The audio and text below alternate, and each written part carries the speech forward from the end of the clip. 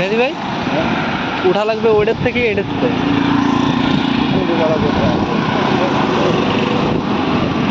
কই রাহান ভাই কই?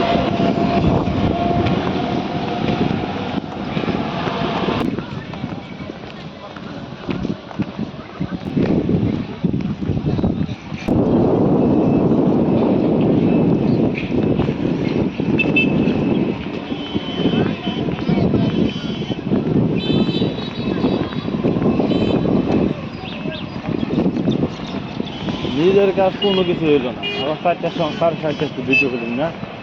তা একজন দাঁড় করান।